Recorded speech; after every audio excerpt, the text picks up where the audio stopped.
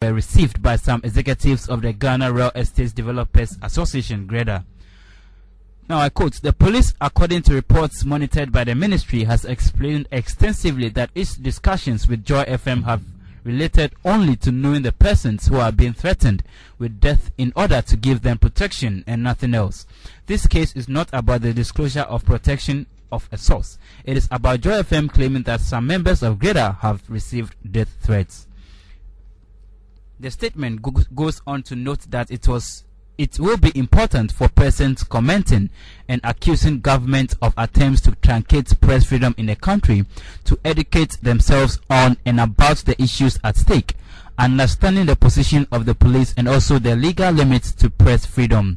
According to Honorable Tia, while government is not interested in criminalizing speech and or sending any journalist to court, government also believes that journalists and the media as a whole have a responsibility to be objective, truthful and professional, instead of hiding behind press freedom to deliberately peddle falsehood and in other cases hate mongering. The minister expressed regret that Joy FM, which broadcast the false news item, refused to give government's rejoinder to the alleged death threat and GREDA contract cancellation story equal airtime and prominence as the original story. And I quote, "This was despite the fact that other media houses had published the government statements and officials of GREDA had denied the Joy FM claims." It added, "The Mills administration believes in the strengthening of our institutions, including the media, and will be the last to truncate the freedom of the press. But the rights that are enjoyed by the media must be balanced with responsibility," the statement continued. It goes ahead to say that the ministry reminded journalists of Articles 164 and 165 of the Constitution, which talks about the limitations to press freedom, explaining that the two provisions must be looked at in terms of how the media can and must contribute to national development. The statement confirmed a meeting with the GJA on Wednesday, at which the association, following an official letter sent to it by Joy FM, engaged the ministry on the latest developments on the false Joy FM death threat story. And I quote, "We discussed broadly with the GJA matters of mutual concern, including media accountability and unethical practices in the journalism profession." Mr. Tia Akulugu, who explained that the ministry does not consider criminal prosecution on an answer to the many cases of unethical practices, recounted many instances of Joy FM's unprofessional broadcasts. He also observed that the work of the police must be delinked from central government and, for that matter, the Ministry of Information, because the decision to caution the Joy FM editor and refer the matter to the Attorney General was and remains the decision of the police. The statement, however, said the minister welcomed the request from GJA for the ministry to assist to discontinue the case against Joy FM. And that was signed by Honorable John Tia Akulugu, Minister for Information, Accra, on the Wednesday, July 21st, 2010. Anyway, still on your community watch on Focus 94388. Exactly. I'll get back to David in a short while as he takes us through the rest of the statement. But anyway, 1406, you type F, leave a space and follow with your message. We'll be joined in a short while also by Douglas to take us through something we need to know on utilities in a short while. It's your community watch on Focus 94.3. And that takes us to a minute after 8, still on your community watch on Focus 943. It's Thursday, the 22nd of July, 2010. More of these are available for playback at ato-kwamena-dadzie.wordpress.com. Let's get back to David Ping as David takes us through the rest of the press statements. David. Yeah, now the NPP UK and Ireland today sent a press statement which says that they condemns the arrest and imprisonment of Nana Daakwa, that the arrest and detention of George Best, the arrest and detention of ato-kwamena-dadzie, and the summons as well as the threat of arrest of Emil Ashong, editor of the Ghanaian Times. These individuals are only exercising their basic human rights to free speech under our democratic constitution. Everyone in Ghana has an inherent as well as constitutional right to express different opinions and a right to express a view. One does not have to agree with Mr. Daakwa and Mr. Best views or Mr. Dadzie. Neither has one of the obligation to agree with the government or indeed an official position of any matter, not at least the fire that gutted the residents of the Rawlinses. After all, Zita Okaikwe, Minister of Tourism, did say there may be a hidden hand in the fire at ex-President Rawlins's house. Ex-President Kufuor said actions of saboteurs could not be ruled out. Should all these people who express their opinions be investigated? Are these not expressions of opinion? Have we not had some of our leaders in Ghana being called atai, cocaine addicts, by NDC members like Fifi Kwete, Kuku Anyidoho, Ama Benyuado, and others in the past? Were they arrested?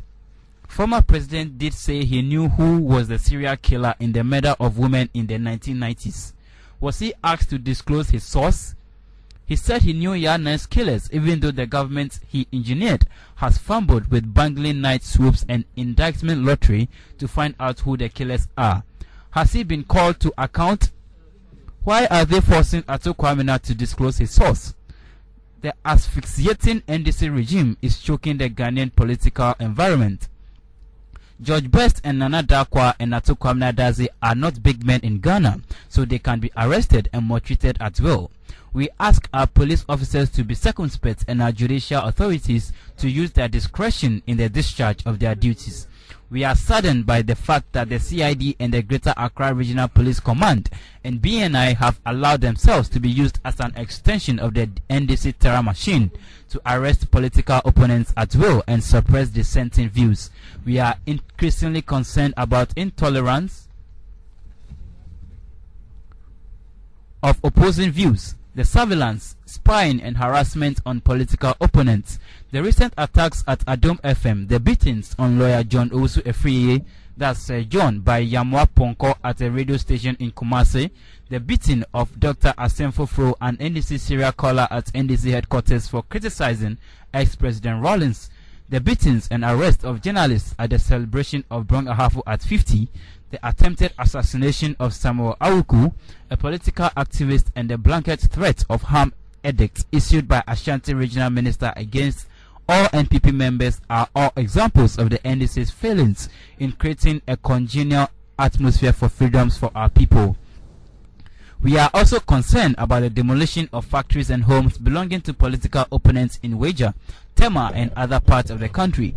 All this points to a government which, unable to meet the demands of our people, is trying to suppress dissenting views, restrict expression of diverse opinions, suffocate debate and intimidate media houses, journalists and opinion leaders.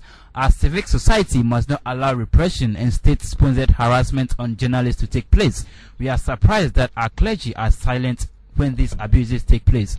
This is an exemplification of a government that cannot operate without the assistance of the return of the obnoxious criminal libel law.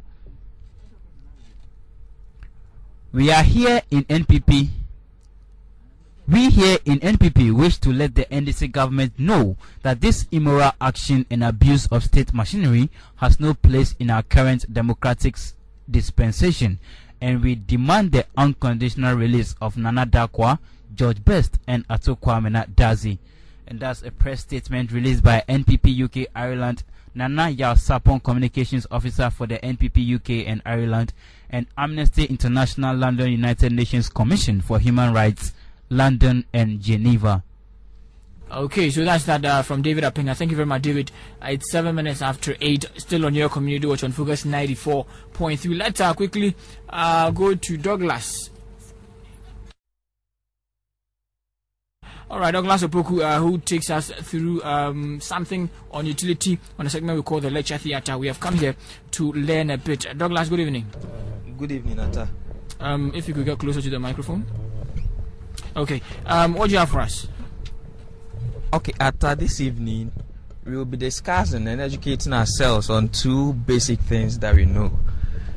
But before, let me ask you, Ata, why do you think education at the moment is very expensive? Maybe people are complaining. You'd be the best to answer that. Why do you think it's expensive? Yeah, I'll be explaining from the economics view. Okay. And I want you to, for a layman, why do you think it's expensive? And moreover, why is water? You know, water is very essential to human life, but it's very cheap. Whilst diamond, which is not that essential, It's very, very expensive. Diamond, gold, all the jewels. Why are they